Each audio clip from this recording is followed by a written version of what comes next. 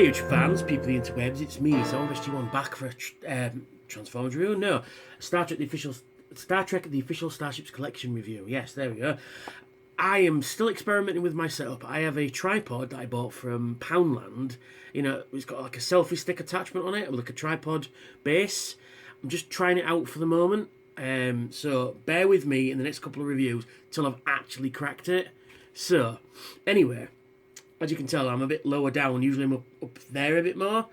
But I'm, like I say, because I've got a new phone and I'm just, just trying to adjust, basically. So anyway, let's see how this goes. So anyway, as per the title page, we are doing issue number 63, the Antares NCC-501. And no, it doesn't start with a 0 before you fucking mention it to me. Yes, I'm wearing my Doctor Who scarf because it's rather fucking cold.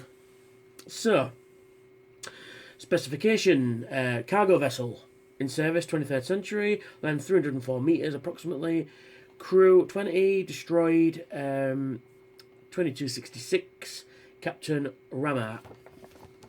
And we've got a rather nice CG render of the side view there. And you can see the really large windows in there, which is pretty cool. Yeah, the windows, yeah, you can see quite nicely. Like I say, it goes into the history of the Antares there. The Antares featured warp nacelles at the rear of the habitat module, attached to the front, which could accommodate 20 crew members. The main cargo hold ran vertically through the entire body of the ship.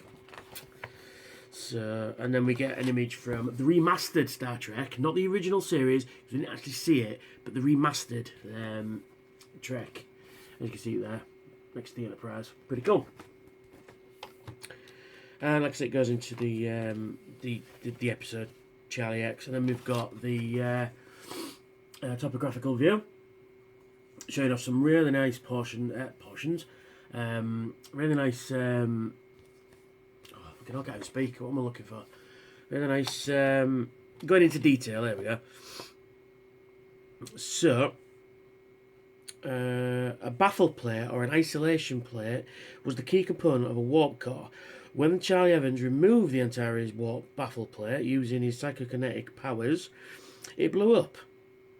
It blew up the ship with all hands lost. Charlie did not seem to fully understand what he'd done, as he commented that as it warped, it could have blown up anyway.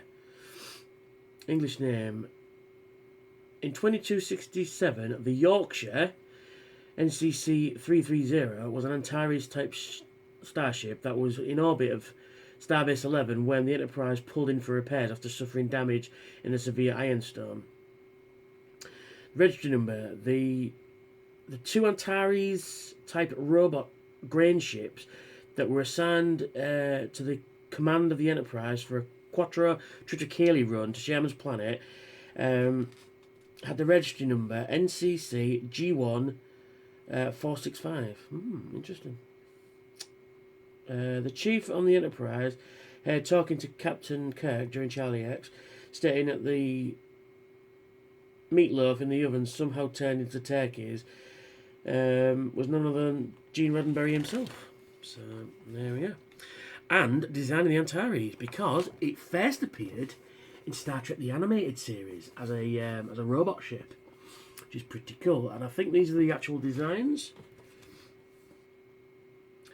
I think so. Yeah, you can see the design of the ship. But just make note of this for now. Yeah, it's a cargo ship. It's pretty cool. I like this section. And as you can see there in the animated series, it doesn't have, because this is a robot ship, so it doesn't have the cargo, the crew quarters, sort of the saucer section on it,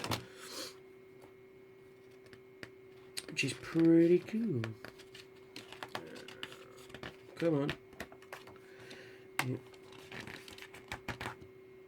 Yeah, there it is, in orbit of Starbase 11. Just in the background there, along with another Constitution class ship. And there we've got, I think that's the Ultimate Computer.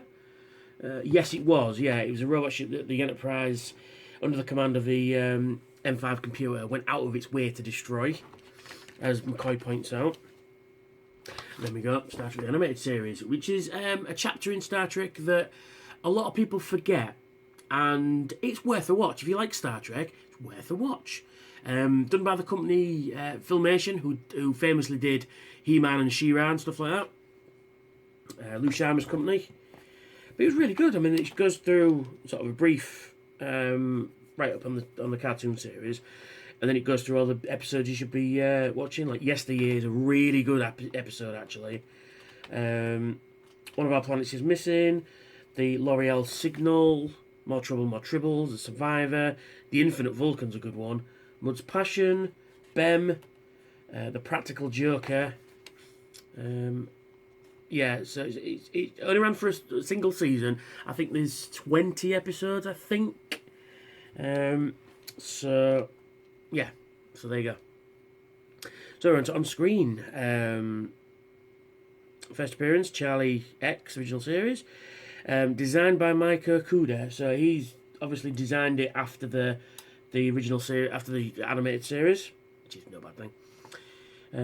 Trivia. Apart from the Antares seen in the original series, Charlie X, there have been 4 different ships described as Antares class. There was a Tellurian vessel named Batrius in the Next Generation episode Heart of Glory, which was described as Antares class in Star Trek Encyclopedia. The convoy freighter Face of the Enemy, the Bajoran Antares from Ensign Rowe, and Cassidy Yates' ship, the Zoza from Deep Space Nine, all dedicated. Deep Space Nine, whose dedication plaque called it a Antares class cruiser, and there is a picture of the Batrius itself. Now that'd be a cool model to have. The USS Antares, featured in the 2009 rebooted Star Trek film in 2258. The Antares is one of the number of Starfleet ships that fought the Battle of Vulcan against Nero's mining ship Narada and was ultimately destroyed. The Wooden from the episode The Ultimate Computer was originally depicted as a reuse of the Botany Bay, as seen in Space Seed, but remastered episode in 2007 replaced it with a modded version of the Antares from Charlie X. And next issue, we've got the Phoenix. So there we are. There we are. There's the magazine. And now onto the ship itself. Put that there before it all falls down. Yeah. There it is. Really cool. Really, really, really cool. I like it. It's original series, so the design's a bit sparse, but that's no bad thing. I like the fact that it says Antares there. It's kind of like, I don't know if it's going to focus in. Are you going to focus in, camera? No?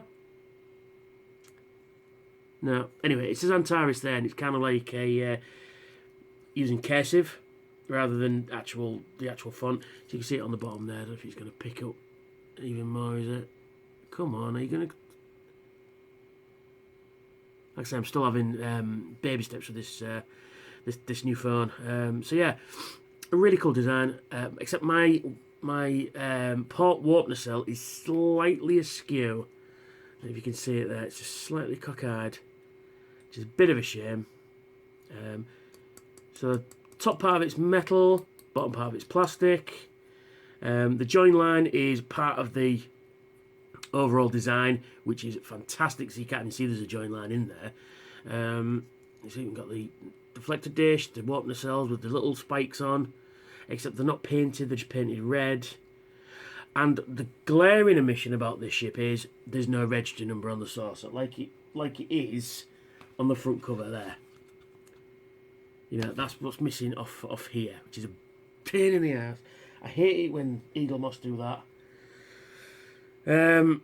But other than that, it's really cool. I mean, it's got matching... it does match the original series look very well, with all these big, colourful patterns and stuff. I'm guessing that's the warp core ejection plate there. It's in a funny place, if you ask me. It should be here, if anything. Unless it's just like a cargo door. But yeah, I really do like it. It's a nice addition to the collection. It's a ship that, if you'd have asked me, name all the ships you'd get in the set, this one wouldn't be one of them. But now I've got it, I'm really happy. But that missing register number is pissing me off slightly. I mean, you do have it on the nacelles there. But yeah, but it's nice to have an extra original series ship because, original series. And you've got the impulse engine under there, and you've got these weird sort of struts, and I'm not sure what they're supposed to be. What does it say in the magazine, actually? if it says anything at all.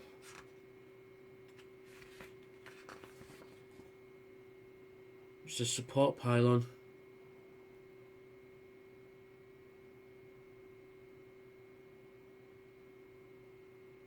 Yeah, maybe for you know, for towing, maybe it connects to a larger module, very much like the Fortunate.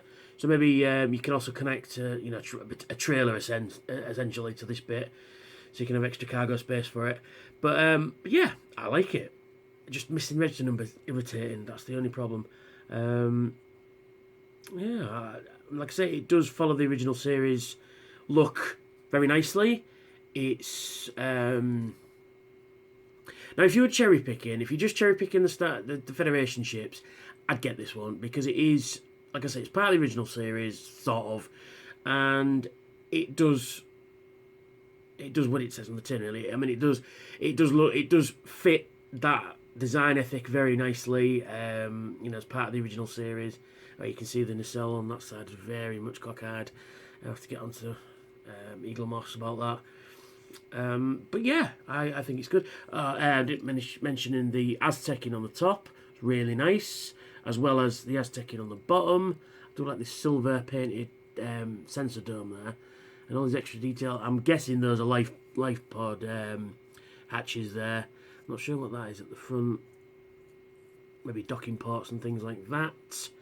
But yeah, it's really nice. I think I really like it. I mean, and I think it's about the right scale against the Corgi. So, you know, you've got the... Yeah, I think that's about the right scale, I think. Yeah, I think so. I think it's about the right scale, which is pretty cool. So yeah, my advice is go pick this bad boy up. It's very cool. So there. The stand actually says SS Antares, which doesn't mention it anywhere else, which is a bit strange. Anyway, you get your connector, plastic connector, it connects to the stand, and then you get your ship, and it connects like so. And there it is on the stand. Very nice indeed. So that's me, that's the Antares, and I'll catch you all later. Bye for now.